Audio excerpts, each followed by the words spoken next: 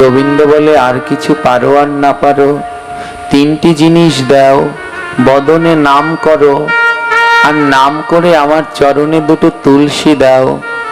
আর ওই নামের সহিত তুলসী দাও, কোনো মন্ত্র লাগবে না, শুধু বদনে হরে কৃষ্ণ মহামন্ত্র নাম করো। আর নাম করবার সময় আমার চরণে দুটি তুলসী দাও। আর যখন তুলসী দেবে তখন তোমার নয়নে যেন জল ঝরে। এই তিনটা জিনিস যদি দিতে পারো নামের সহিত, ভক্ত তোমাকে ছেড়ে আমি কোনোদিন যাব না। কেউ যদি নামের সহিত রোজ নয়নের জলে দুটি তুলসী দিতে পারে, গোবিন্দ বলল, আমি তাকে ছেড়ে কোনোদিন যাব না। ভাগবতের এই শ্লোকে ভগবান বললেন, হে ভক্তগণ, আমিও তোমাদের কাছে চির ঋণী, আমিও তোমাদের কাছে চির কেনা হয়ে থাকি। যদি তোমরা আমায় দিতে জানো। আমরা এ জগতে ভগবানকে কি দিতে হয়, ভগবানের কাছে কি চাইতে হয়, সেটাই এখন পর্যন্ত শিখিনি। গ্রন্থের এই শ্লোক বললেন, আমি ভক্তের কাছে ঋণী হয়ে চিরজীবনের জন্য থেকে যাই যদি ভক্ত ভক্তি ভরে আমাকে তিনটা জিনিস প্রদান করেন। বলে কি? তুলসী দলমাত্রেণ জলেস্য চুলুকে নেবা। ভক্ত যদি ভক্তি ভরে, অর্থ সম্পদ ভোগ নৈবেদ্য কিছু লাগবে না, বলে ভক্তি ভরে প্রতিদিন যদি দুটি তুলসী পত্র দেয়, আর সেই তুলসী পত্র দেওয়ার সময়ে যদি দুপোটা গঙ্গার জল দেয়, বলে তুলসী পত্র তো না হয় পেলাম ভগবান, কিন্তু গঙ্গার জল কোথায় পাবো? আমাদের দেশে তো গঙ্গা নেই, গঙ্গার জল কি করে দেব? গোবিন্দ বললেন, এমন কোন দেহ নেই যেই দেহে গঙ্গা নেই। ভগবান আমাদের দুটি নয়ন দিয়েছেন, ডান নয়ন গঙ্গার, বা নয়ন যমুনা। গোবিন্দ বলে, আর কিছু পারো আর না পারো, তিনটি জিনিস দাও, বদনে নাম করো, আর নাম করে আমার চরণে দুটো তুলসী দাও। আর ওই নামের সহিত তুলসী দাও, কোনো মন্ত্র লাগবে না, শুধু বদনে হরে কৃষ্ণ মহামন্ত্র নাম করো। আর নাম করবার সময় আমার চরণে দুটি তুলসী দাও। আর যখন তুলসী দেবে তখন তোমার নয়নে যেন জল ঝরে। এই তিনটা জিনিস যদি দিতে পারো নামের সহিত, নয়নের জলে তুলসী, গোবিন্দ বললেন, তোমার কাছে আমি বাধা যাব না। ভক্ত তোমাকে ছেড়ে আমি কোনোদিন যাব না। কেউ যদি নামের সহিত রোজ নয়নের জলে দুটি তুলসী দিতে পারে, গোবিন্দ বলল, আমি তাকে ছেড়ে কোনোদিন যাব না। শত দুঃখ শত যন্ত্রণায়ও আমি তার কাছে রয়ে যাব। বলে, বাবা আমি তো প্রতিদিন তুলসী দেই, কই আমার কাছে তো গোবিন্দ থাকছে না। কেন জানেন? আমাদের মনটা সরল না।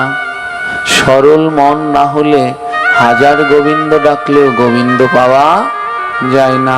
ঠাকুর মহাশয় তার পদের ভিতরে লিখলেন, গাও গাও পুন গৌরাঙ্গের গুণ, সরল করিয়া মন।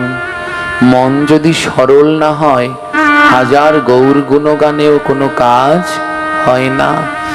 আমার কৃষ্ণ নামে ওই তুলসী দিতে গেলে তখনই নয়নে জল ঝরবে, সবার নয়নে জল ঝরবে না। যার মন সরল, যার তুলসী দেওয়ার সময় অন্য কোনো চিন্তা নেই, শুধু গোবিন্দ চিন্তা, সেই সরল মন নিয়ে যদি গোবিন্দ চরণে তুলসী দিতে যায়, তাহলে নয়নে জল ঝরে, নচেত নয়। গোবিন্দ ধন অর্থ ভোগ বিলাস ছানা মাখন ননি এসবের কাঙাল নয়। গোবিন্দ একটু ভক্তির কাঙাল। তাই ভক্তি ভরে বদন ভরে নাম করো। প্রভু বললেন, আমায় ফল ফুল দামি কিচ্ছু লাগবে না, ওই দুটো তুলসী পত্র এনে দাও। দেওয়ার সময় একটু নাম করো, আর নাম করার সময় তোমার মন যেন সরল হয়। জেনে নিন, এ জগতে সেই গোবিন্দকে পাবে যার মনটা সরল। আর মন কখন সরল হবে? যখন এই মনের ভিতরে নিজের বলে আর কিছু থাকবে না। যা কিছু আমার গোবিন্দের, যা কিছু আমার গোবিন্দের। এদিন এইরকম মনের ভিতরে যেদিন ভাব হবে সেই দিন মন সরল হবে, নচেত নয়। উত্তর ভারতের এক ভক্ত ছিলেন, ওনার নাম ত্রিনাথ। হ্যাঁ, ত্রিনাথ পেশায় একজন কিবট, নৌকা পারাপার করতেন। জানেন, একজন কিবট ছিল, নৌকা পারাপার করতেন। গুরুদেবের কাছে দীক্ষা নিতে গেল। গুরুদেব বলল, শোন বাবা, আজ থেকে এই দেহটা আর তোর নয়, এই দেহ মন সব গোবিন্দের। তাই আজ থেকে যা করবি সব গোবিন্দের চরণে সমর্পণ করে দিবি, নিজের কিছু রাখবি না, মনের মধ্যে নিজের বলে কিছু রাখবি না, সব আমার গোবিন্দের নামে সমর্পণ করে দিবি। সেই দিন থেকে ত্রিনাথ মাঝি গোবিন্দ ছাড়া আর কিছু বোঝে না। তার মনের ভিতরে ধ্যান দিন, আমাদের মনের ভিতরে লোভ, লালসা, কাম, ক্রোধ কি করে ভগবান পাবো? পাওয়া হয় না। ত্রিনাথ মাঝির কোনো লোভ ছিল না, সব কিছুর মধ্যে গোবিন্দের সন্ধান করত, গোবিন্দ ছাড়া আর কিছু বুঝতো না।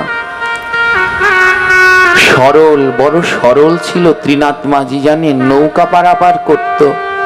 কেউ খুশি হয়ে টাকা দিলে নিত, আর কেউ যদি না দিত তাহলে নিত না। কারো কাছে বলতো না, চাইতো না। সবাই জিজ্ঞেস করতো, এই তোমার সংসার কি করে চলবে? ওই গুরুদেব বলেছে জীবনটা নন্দলালের কাছে সমর্পণ করে দিবি। কেউ জিজ্ঞেস করতো, তোমার সংসার কি করে চলবে? মৃদু হাসি দিয়ে, মুখে কোনো বেদনা নেই, মৃদু হাসি দিয়ে বলতো, নন্দলাল জানে। গুরুদেব বলে দিয়েছে আজ থেকে তোমার কিছু নেই, সব গোবিন্দের চরণে, নন্দলালকে দিয়ে দাও। তাই সেই দিন থেকে একই কথা, কেউ জিজ্ঞেস করলেই বলতো নন্দলাল জানে। খুব গরিব, এত গরিব জানেন তো, এত গরিব, ঘর ছনের ছাউনি, গোলপাতার ছাউনি রয়েছে, খড়কুটোর চাইনি। প্রতি বছর ঘর ছাইতে হয়, যদি না ছাওয়া হয় তাহলে বৃষ্টির জল পড়ে। বর্ষা এসে গেছে, ঘর ছাওয়া হয়নি। স্ত্রী জিজ্ঞেস করলো, কি গো ঘর ছাইবে না? এবার যদি ঘরে ছাউনি না দাও সারা বর্ষাকাল আমরা ভিজবো, ঘর ছাইবে না? একই কথা, নন্দলাল জানে। সমস্ত কিছু যা বলে শুধু একই বলে, নন্দলাল জানে। নিজের কাছে কিছু রাখে না। আরে ও তো আমার নন্দলাল জানে, তিনি যদি চায় ঘর ছাওয়া হবে, আর যদি না চায় তাহলে না ছাওয়া হবে। ত্রিনাথ মাঝির দুটো ছেলে, একটা মেয়ে। ভালো মতো অর্থ রোজগার হয় না তো।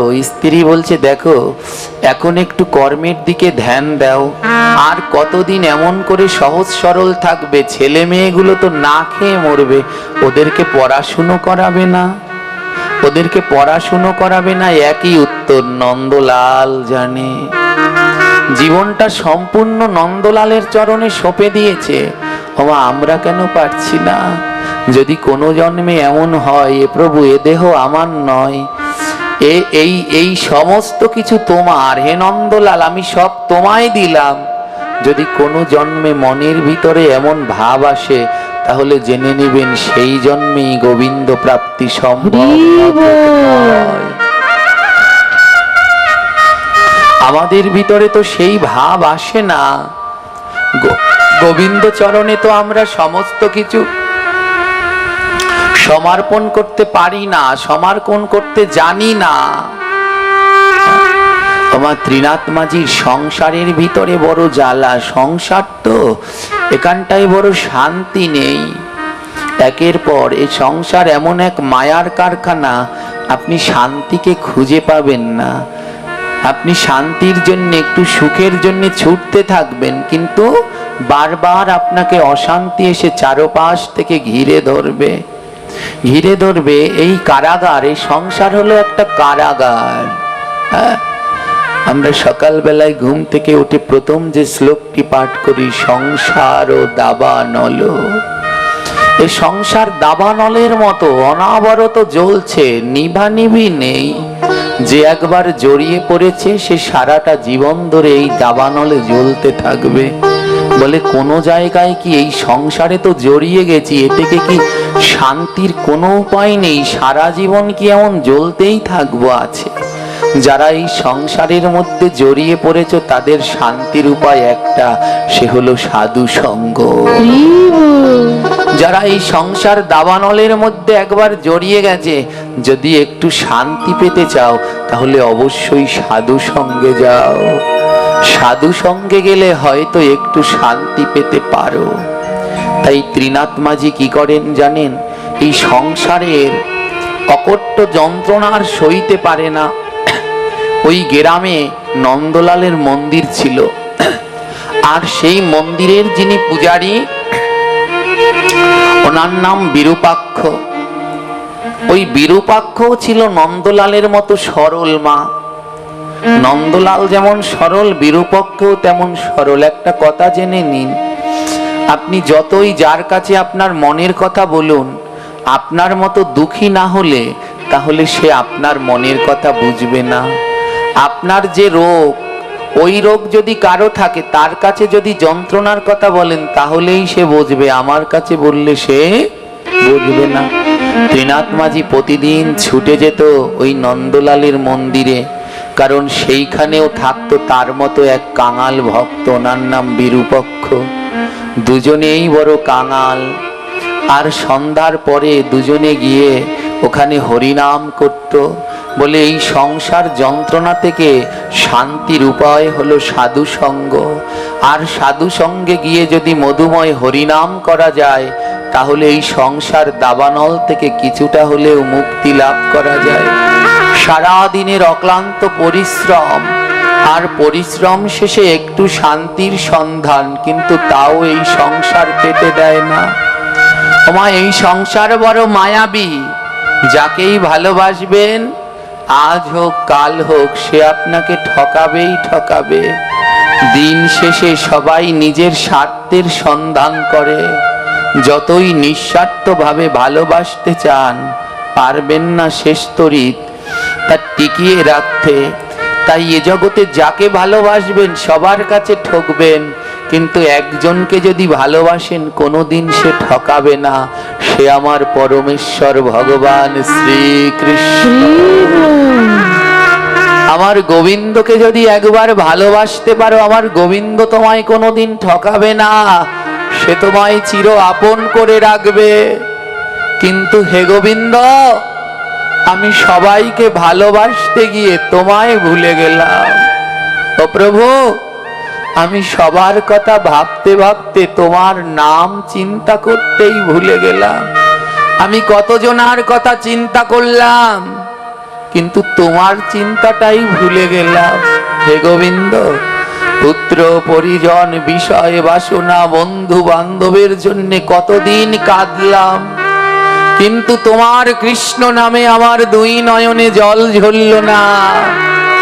আমি কোন মায়ার সংসারে ডুবেছি প্রভু, কবে আমার চেতনা হবে? ত্রিনাথ মাঝি নন্দলালের মন্দিরে গিয়ে নন্দলালের পূজারীর সাথে সাধু সঙ্গ করে। দুজনেই বড় মরমী ভক্ত। গোবিন্দের বদন পানে তাকিয়ে বদন ভরে তারা হরিনাম করে। প্রভু, কোন মন্ত্রতন্ত্র জানি না, শুধু তোমার নাম জানি গোবিন্দ। হরে কৃষ্ণ হরে কৃষ্ণ কৃষ্ণ কৃষ্ণ হরে হরে, হরে রাম হরে রাম, রাম রাম হরে হরে, হরে কৃষ্ণ হরে কৃষ্ণ। সবাই মিলে উচ্চ স্বরে কৃষ্ণ হরে হরে, হরে রাম হরে রাম, রাম রাম হরে হরে, হরে কৃষ্ণ হরে কৃষ্ণ কৃষ্ণ কৃষ্ণ হরে হরে, হরে রাম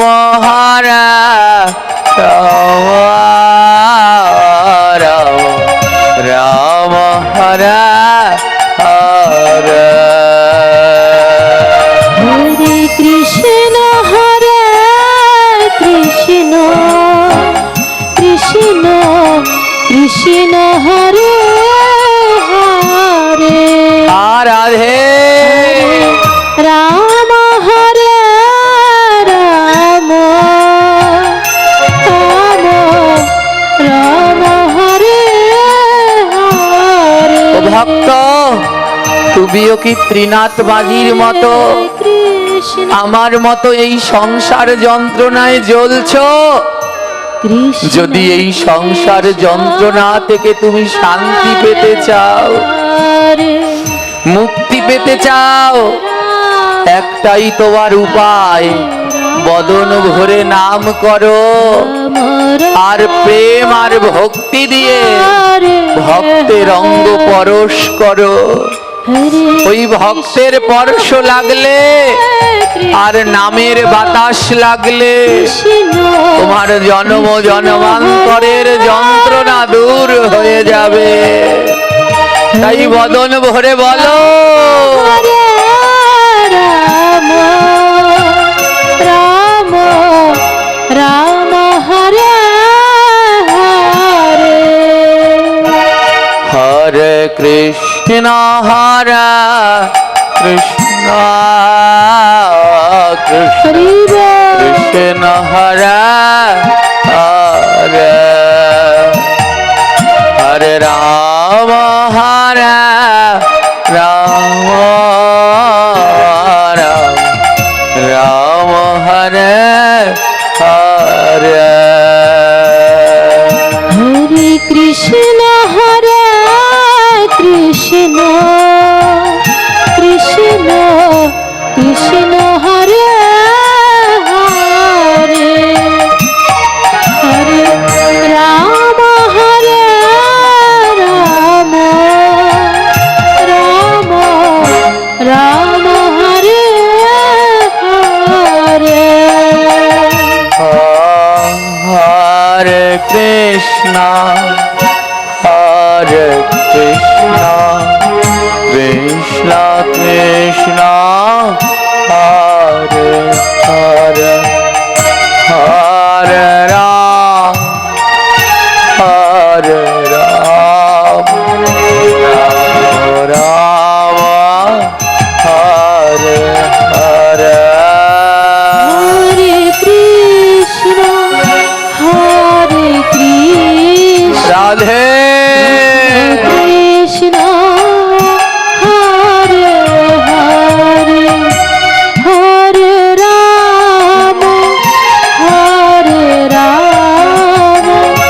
রাম রাম হরে হরে কৃষ্ণ হরে কৃষ্ণ কৃষ্ণ কৃষ্ণ হরে হরে হরে রাম হরে রাম রাম রাম হরে হরে হরে কৃষ্ণ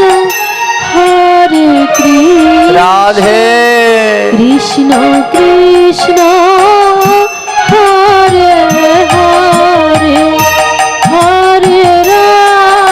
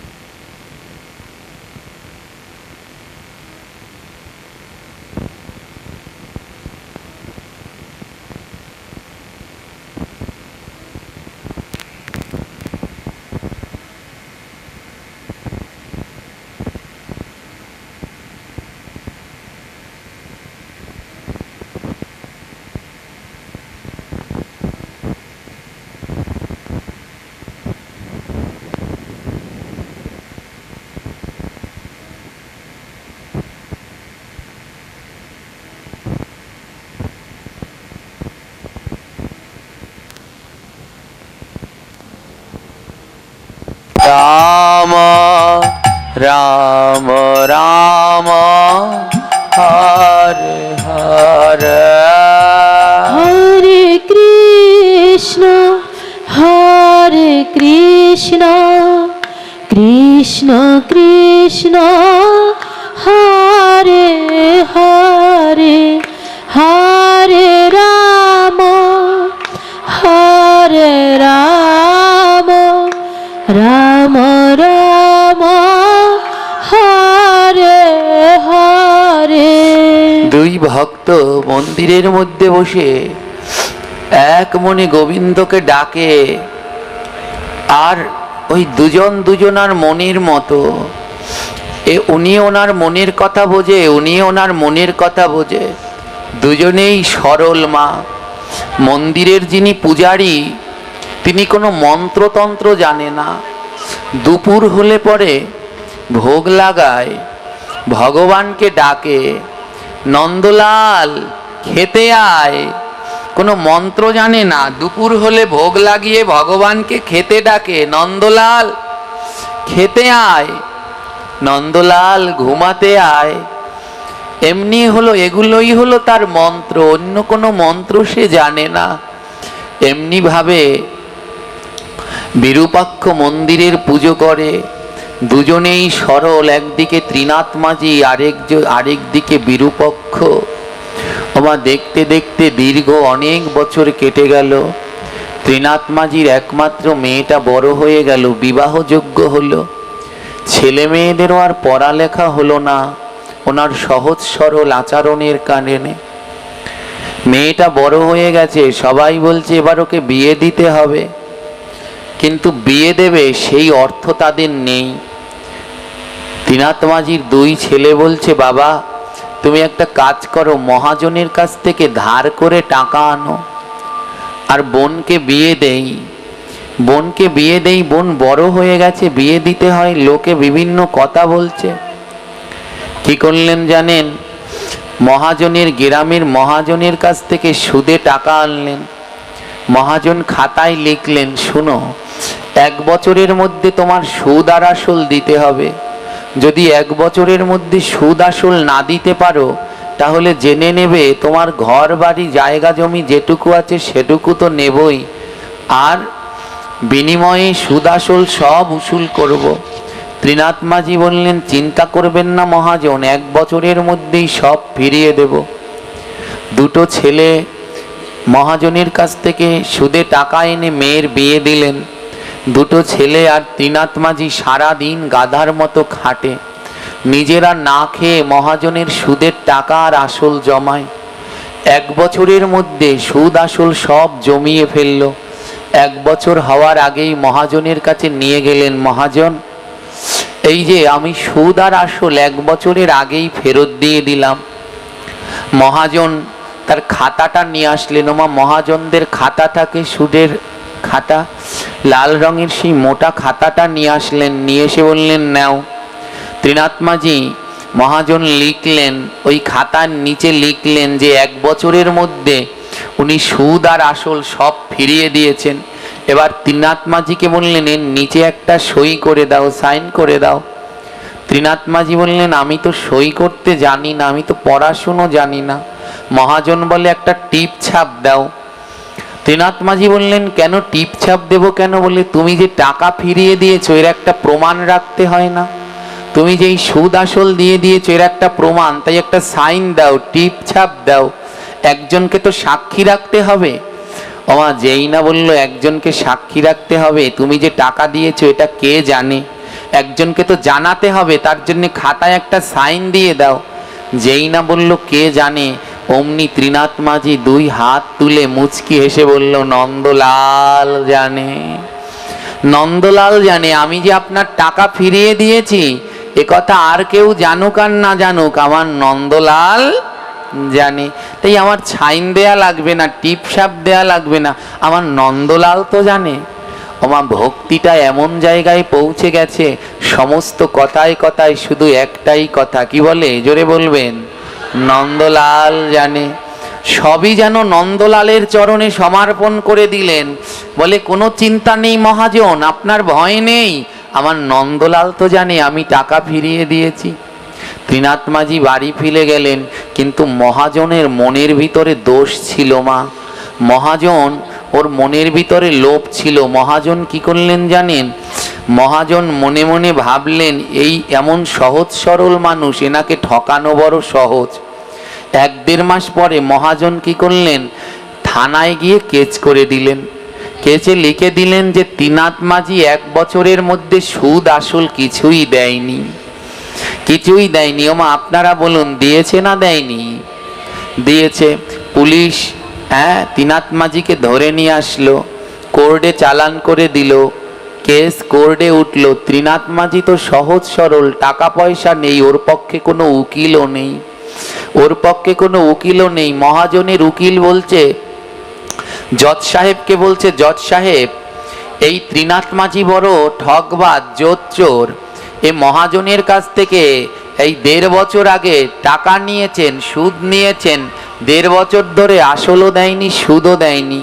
তাই তার স্টাম্পের লেখা অনুসারে এর ঘর বাড়ি সব নিলামে উঠানো হবে। ওমা, যিনি জজ সাহেব ছিলেন, এই জজ সাহেব কোনো কৃষ্ণ ভক্ত ছিলেন না। জজ সাহেব কোনো কৃষ্ণ ভক্ত ছিলেন না। জজ সাহেব একজন ভালো মানুষ ছিলেন, ভদ্র মানুষ ছিলেন। ধ্যান দিন, এ জগতে গোবিন্দকে ভক্ত হলে পাওয়া, ভক্ত হওয়া পরের কথা। আমাদের প্রভুপাদ তিনকড়ি গোস্বামী তার একটা বাণীর মধ্যে বলেছেন, আগে ভদ্র হও, পরে ভক্ত হও। ভদ্র না হলে কোনোদিন ভক্ত হওয়া যায় না। ভক্ত হব আমরা কি করে? এখনো তো ভদ্র হতেই পারিনি, এখনো তো মানুষের সাথে সেই আচরণ, সেই শিষ্টাচারই শিখতে পারিনি। এমনভাবে কটু কথা বলছি, মনে ব্যথা দিচ্ছি, যন্ত্রণা দিচ্ছি। কিসের ভক্ত? ভক্ত হতে হলে আগে তো আমাদের ভদ্র হতে হবে। হ্যাঁ, অন্যদের উপদেশ দিয়ে কি লাভ? আমি নিজেই তো পারলাম না, অন্যদের দিয়ে কি করব? আমি নিজেই এখনো ভদ্র হতে পারিনি। এগুলো সব সাজ, এগুলো সব সাজাবেশ, আসল কিছু এখনো হয়নি। আজ ওই জজ সাহেব ছিল একজন ভদ্র মানুষ।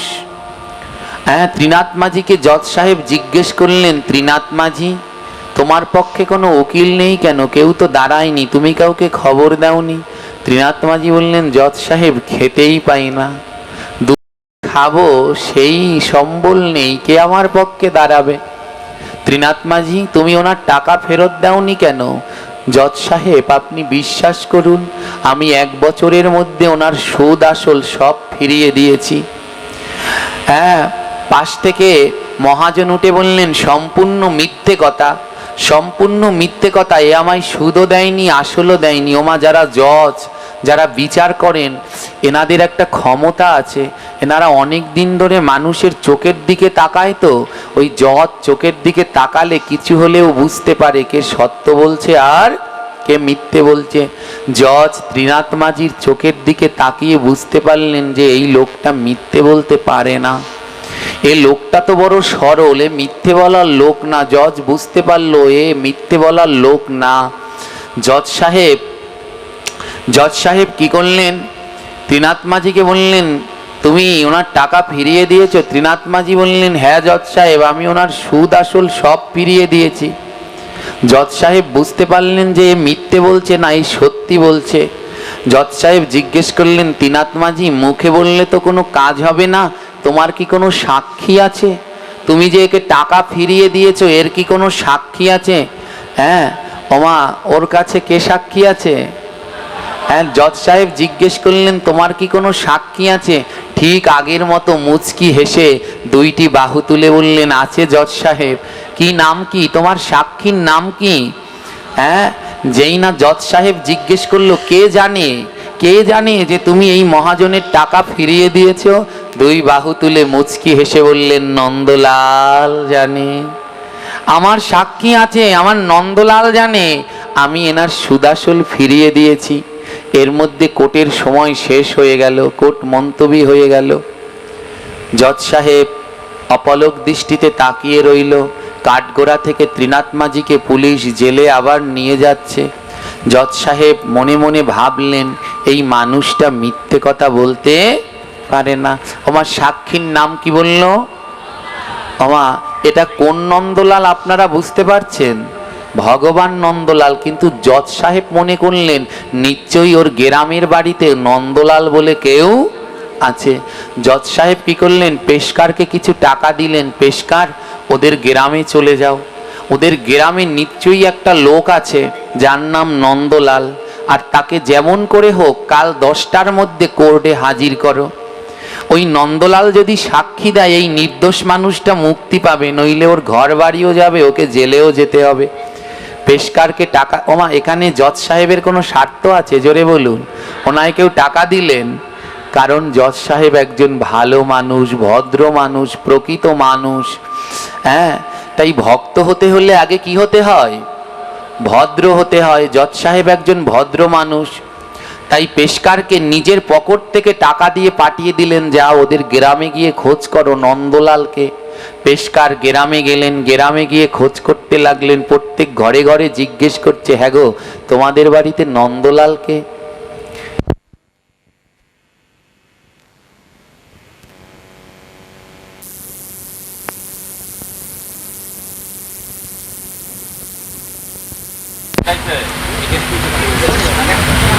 জয় নিতাই।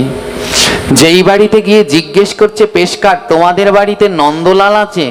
সবাই বলছে না তো, আমার বাড়িতে নন্দলাল বলে কেউ নেই।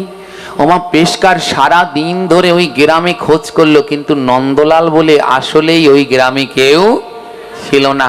বিকেল হয়ে গেছে, দুপুর গড়িয়ে গেছে। হ্যাঁ, দুপুর হয়ে গেছে, পেশকার খুঁজতে খুঁজতে ক্লান্ত। দুপুরের সময় ওই মন্দিরের পাশ দিয়ে যাচ্ছে। ওই মন্দিরের পূজারীর নাম কি মনে আছে মা? বিরূপাক্ষ। কি নাম? ওই বিরূপাক্ষ। উনি ভোগ লাগায় কি বলে?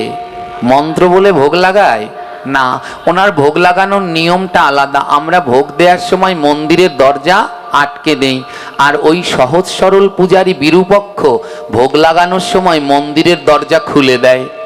মন্দিরের দরজাটা খুলে দেয় বিরূপক্ষ। মন্দিরের দরজা খুলে দিয়ে বলে, দরজা যদি আটকে রাখি ভগবান আসবে কি করে?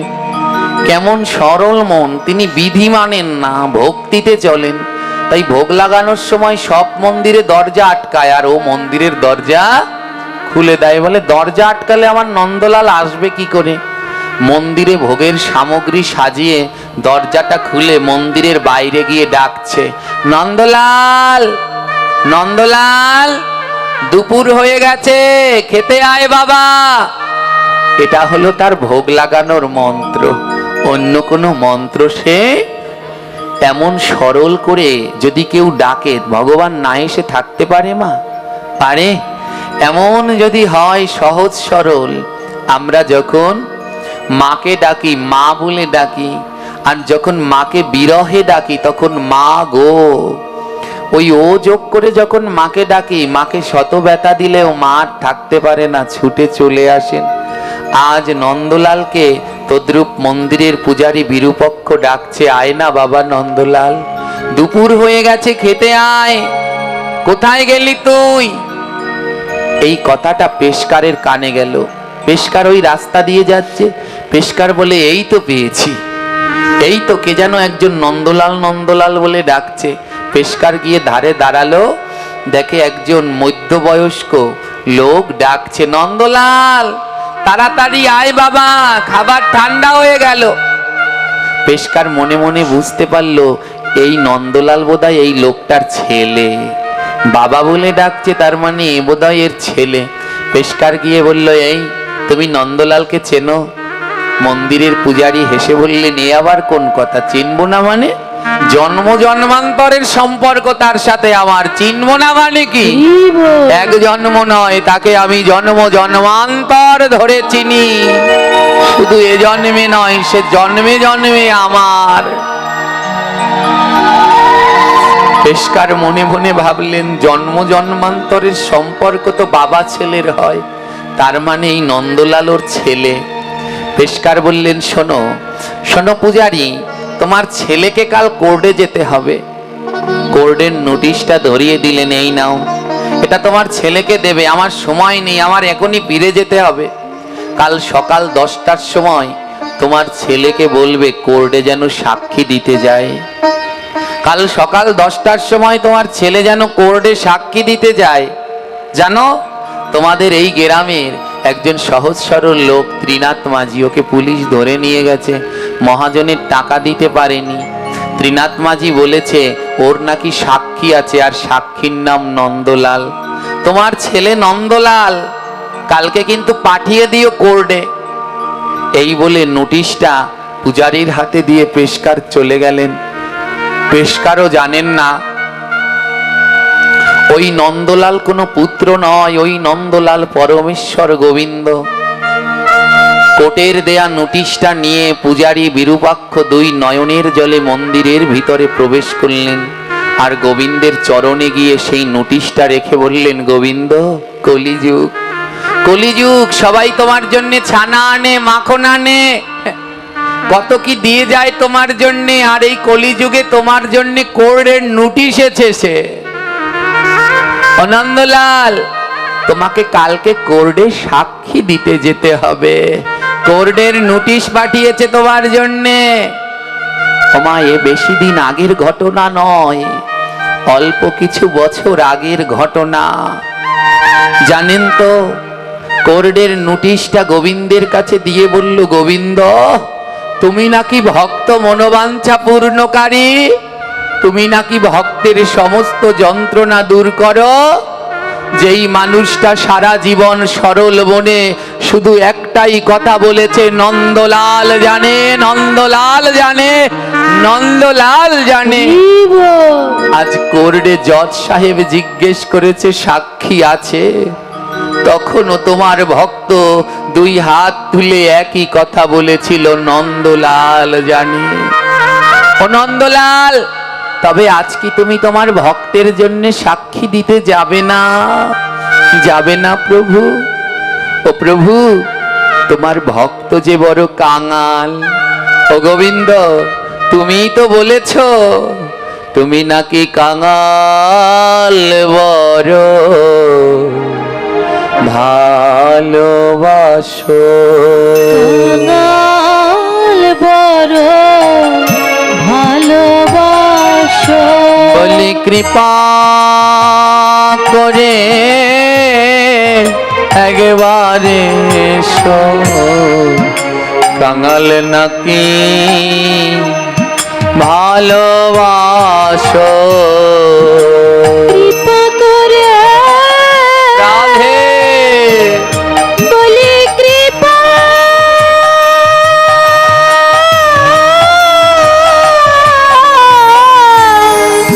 কৃপা করে একবার এসো, কাঙাল নাকি ভালোবাসো। শোনো না ভগবান, হবে আমার মতো কাঙ্গাল নাই রে, আমার মতো কাঙাল নাই ও ভগবান, রে। আমি না বড় কাঙাল, এ জগতে সে গোবিন্দ পায় যার দুই নয়নে জল আছে। ও গোবিন্দ, আমার দুটি নয়নে এক ফোঁটা জলও নাই, তাই প্রভু কাঙ্গাল নাই রে। আমার মতো কাঙাল নাই রে। তোরা আয় রে আমার বুকে, আয় রে আমার মতো কাঙ্গাল নাই রে। আইরে আমার বুকে আয় রে, আমার মতো কাঙাল নাই রে। ওরে একবার ভক্তে পরশ করি, একবার ভক্তের পরশ করি, হবে আমার মতো আর কাঙ্গাল নাই রে। একবার ভক্তে পরশ করি, হবে আমার মতো, হবে আমার নিতাই গৌর প্রেমানন্দে হরি বল হরি বল। নাই রে আমার মতো কাঙাল নাই রে একবার ভক্তে পরশ করি আমার মানব জীবন যাই চলে যা মানব জীবন যাই চলে যা আমার সাধন ভজন নাহি তো আমার মানব জীবন যাই চলে যা সাধন ভজন নাহি হলো আমার জীবন যাই চলে যা আমি বৈষ্ণব সেবা অপরাধী বৈষ্ণব সেবায় অপরাধী ভাবে আমার হবে না কোন গতি আমি বৈষ্ণব চরণে অপরাধী তুমি আমার হবে না রাধে গো গতি বৈষ্ণব সেবায় অপরাধী আমি গুরুর সেবায় অপরাধী গুরুর সেবায় অপরাধী হবে আমার হবে না কোন গতি আমি গুরুর সেবায় অপরাধী আমার হবে না বলি আমার রাধে গো গতি গুরুর সেবায় অপরাধী আমার মানব জীবন বিফলে গেল মানো জীবন বৃথা গেল আমি নিতাই গো না ভজিলাম আর মানব জীবন বিফলে গেল নিতাই গৌর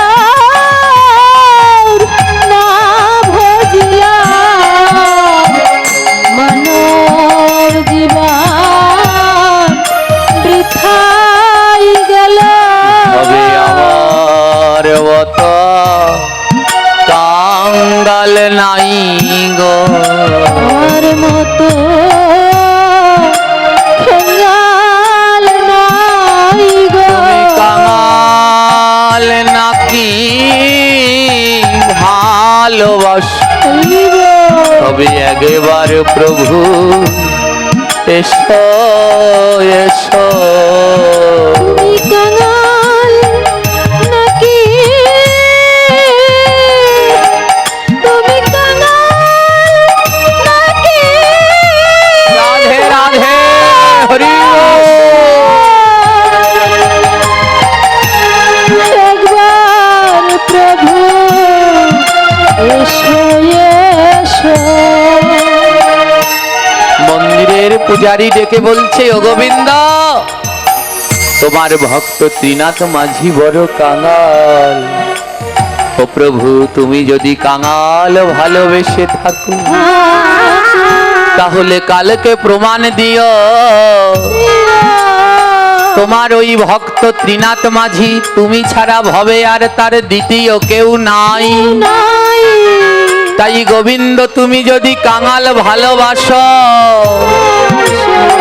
তাহলে কালকে কোর্টে গিয়ে ভক্তের জন্য সাক্ষী দিও এই জগতের মানুষ দেখবে তুমি পাথরের নয়, পিতলের নয়, তুমি কাঠের নয়, তুমি সিমেন্টের নয়, তুমি এই জগতে কাঙালের ভগবান।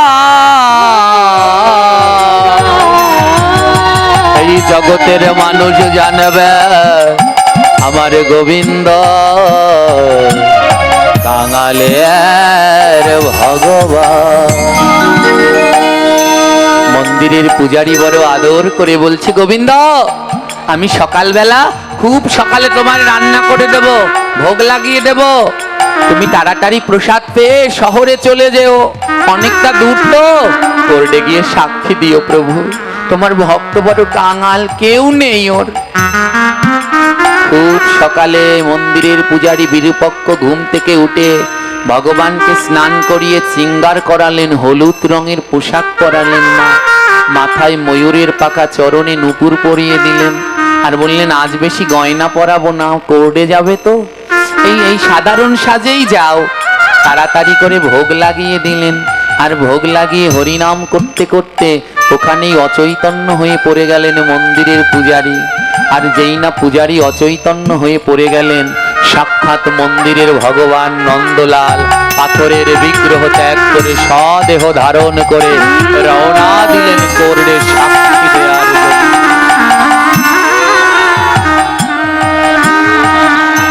বাবা এ কোনো গল্প কাহিনী নয়, বেশি দিন আগের ঘটনাও নয়, অল্প কিছু বছর আগের ঘটনা। কোর্ট শুরু হলো, জজ সাহেব ডাকছে, নন্দলাল সাক্ষী, নন্দলাল হাজির হও। মহাজন মনে মনে ভাবছে কোনো নন্দলালই আসবে না, কারণ আমাদের গ্রামে কোনো নন্দলাল, আমার নন্দলাল এসেছে না আসেনি? এসেছে। আজ নন্দলাল কোর্টের ওই কাঠগড়ার দিকে আগাচ্ছে। ওমা কাঠগড়ার দিকে যখন আগাচ্ছে, সব চোখে কি গোবিন্দ দর্শন হয়? সবাই দেখলো একটা বালক এগিয়ে আসছে, আর দুইজন দেখতে পেল। কে দেখতে পেল জানেন? ওই যিনি ভক্ত ত্রিনাথ মাঝি, তিনি দেখতে পেলেন তার ভগবান নন্দলাল এগিয়ে আসছে। আর জজ সাহেব উনি তো ভক্ত না, তাই উনি ভগবানও চেনে না, কিন্তু একজন ভালো মানুষ, জীবনে কোনো অন্যায়। তাই জজ সাহেব দেখতে পেলেন যে সাক্ষী নন্দলাল আসছে, তার পিছনে বিশ্ব ব্রহ্মাণ্ডটা দেখা যাচ্ছে। ওই নন্দলালের পিছন পিছন সমস্ত ব্রহ্মাণ্ড যেন আজ কোর্টের দিকে ছুটে আসছে। এই দৃশ্য দর্শন করে জজ সাহেব থরথর করে কাঁপছে। আমি কি দেখছি? সমস্ত সূর্য চন্দ্র নক্ষত্র গ্রহ তারাগণ এই সাক্ষীর পিছন পিছন আসছে। কে এই সাক্ষী? অন্য সবাই যা দেখতে পেল না, দুইজনে তা দেখতে পেল। ওমা ওই দুইজন দেখতে পেল কেন জানেন? কারণ ওই দুইজনের চোখে লোভ নাই। ওই জজ সাহেবের চোখেও কোনো লোভ নেই, আর ত্রিনাথ মাঝির চোখেও কোনো লোভ নেই। ত্রিনাথ মাঝিকে কেউ টাকা দিলে নিত, নইলে নিত না। আর জজ সাহেব নিজের টাকা দিয়ে ভক্তের জন্য সাক্ষী নিয়ে আসে নির্লোভ। যেই চোখে কোনো লোভ নেই, যেই চোখ কোনো টাকার সন্ধান করে না, সেই চোখে গোবিন্দ পাবে। আমার মতো এই দুষ্টু চোখ, এ চোখ গোবিন্দ পাবে না। যেই জায়গায় টাকা বেশি দেয় সেই জায়গায় পাঠ করতে ছুটি। এ চোখ অন্ধ হওয়া ভালো। অভিশাপ দিন আপনারা সবাই, যেন তাড়াতাড়ি এই পোড়া চোখ অন্ধ হয়ে যায়। এ চোখ লোভ ছাড়া আর কিছুই বোঝে না। তাই সেই চোখেই গোবিন্দ দর্শন হয় গো, যেই চোখে লোভ খোঁজে না।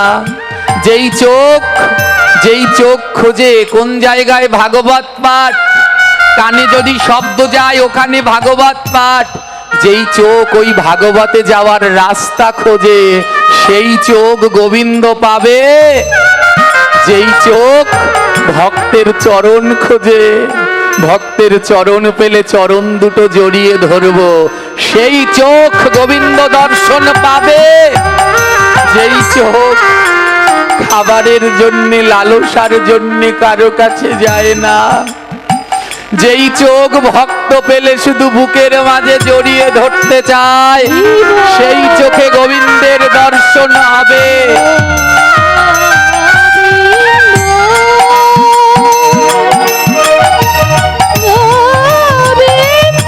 রাধে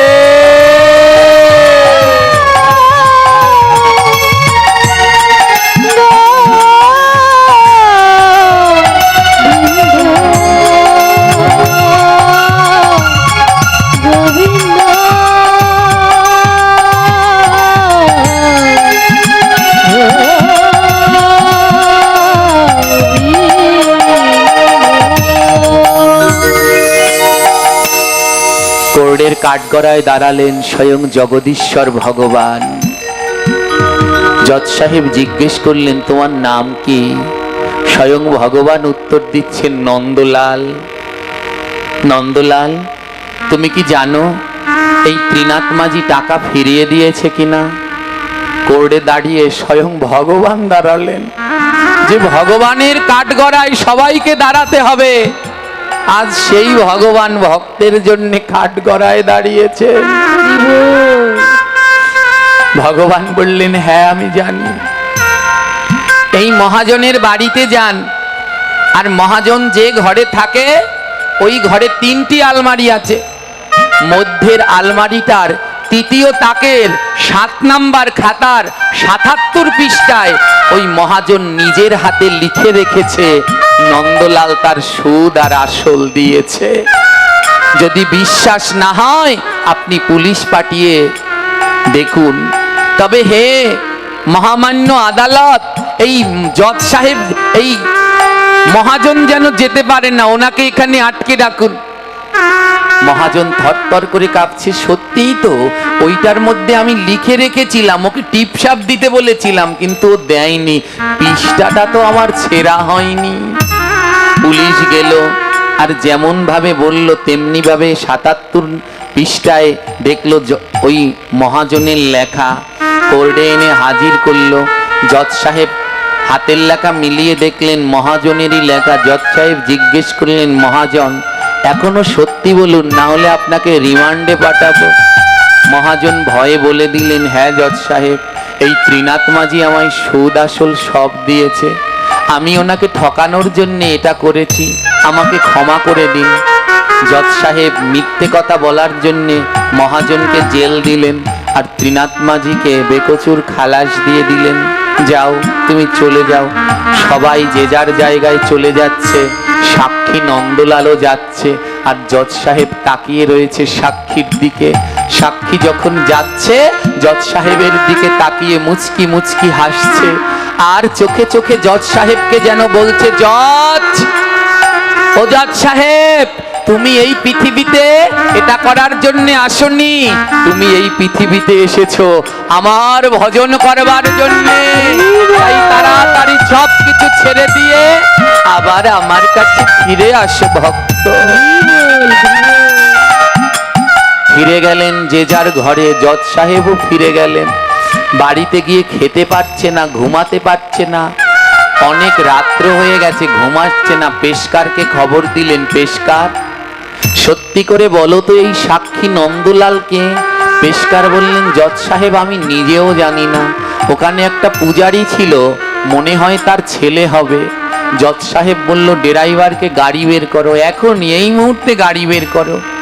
জিপ নিয়ে ওই গভীর রাত্রে মন্দিরে গেল, আর মন্দিরে গিয়ে দেখে সেই দুই ভক্ত ত্রিনাথ আর বিরূপক্ষ দুজনে হরিনাম করছে আর কাঁদছে। জজ সাহেবকে দেখে দুজনে দাঁড়িয়ে বললেন, জজ সাহেব আপনি? জজ সাহেব জিজ্ঞেস করলো, সত্যি করে বলো। পূজারি, সত্যি করে বলো, সত্যি করে বলো ত্রিনাথ মাঝি, আজ কোর্টে যে সাক্ষী দিয়েছে এই নন্দলালকে, সত্যি করে বলো। আমি যখন তার দিকে তাকিয়েছিলাম, আমি তার দিকে তাকিয়ে তার পিছনে বিশ্ব ব্রহ্মাণ্ড দেখেছিলাম। বলো বলো, এ কে এই নন্দলাল? মন্দিরের পূজারী হাত দিয়ে তাকিয়ে দেখিয়ে দিচ্ছে, ওই যে মন্দিরের ভিতরে বাঁশি হাতে দাঁড়িয়ে রয়েছে, ওই আমাদের নন্দলাল।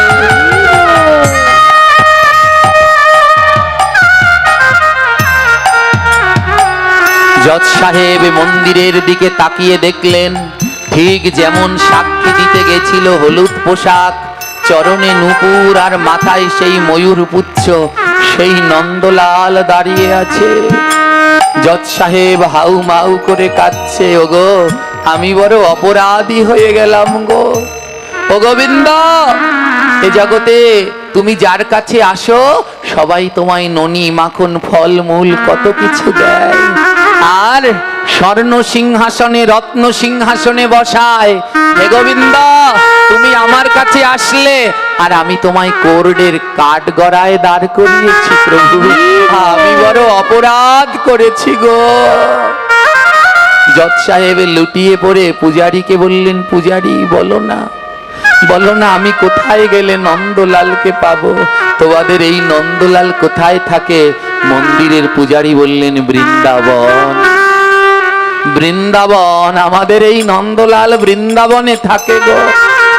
পেশকারের কাছে চাকরি থেকে অব্যাহতির জন্য একটা দরখাস্ত দিয়ে বললেন, নাও এটা দিয়ে দেবে কোর্টে, আমি আর চাকরি করব না, গাড়িটা আমার বাড়িতে ফিরিয়ে দেবে। বলে আপনি কোথায় যাবেন? বলে আর আমার ঘর যাওয়া হবে না, আমি চললাম বৃন্দাবনে নন্দলালের সন্ধানে।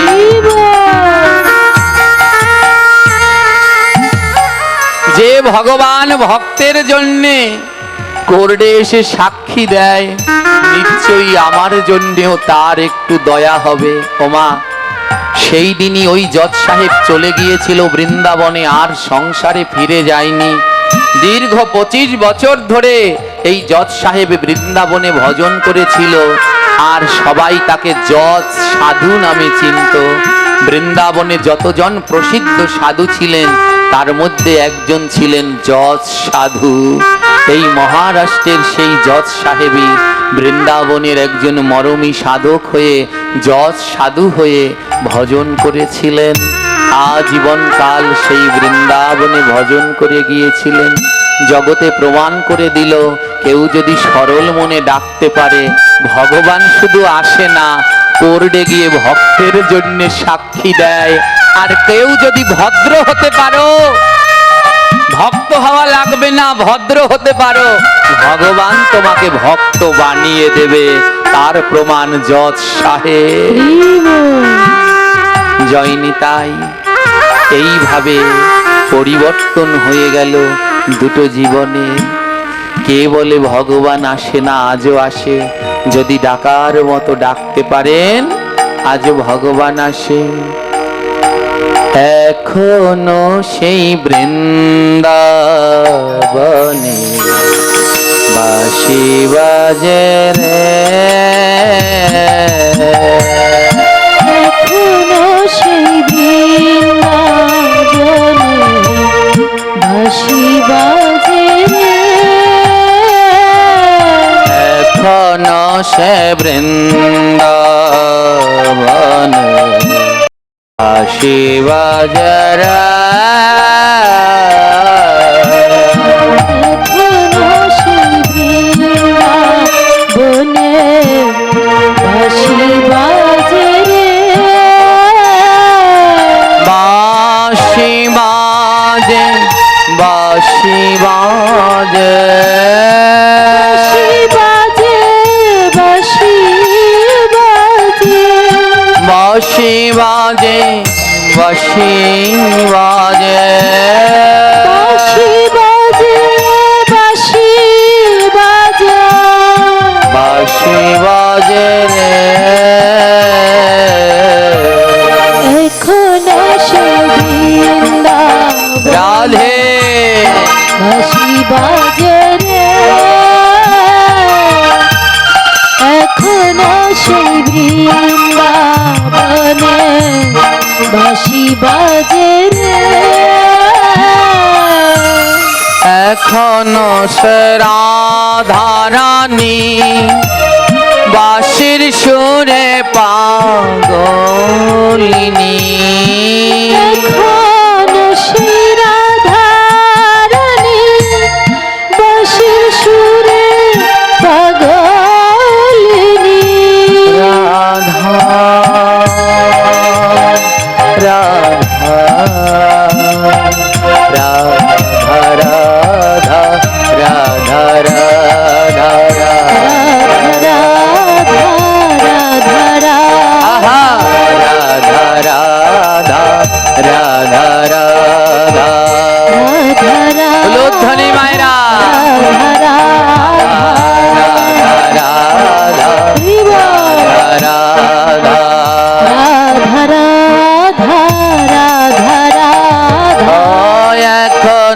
সে রাধা রানী বাঁশির সুরে পাগলিনী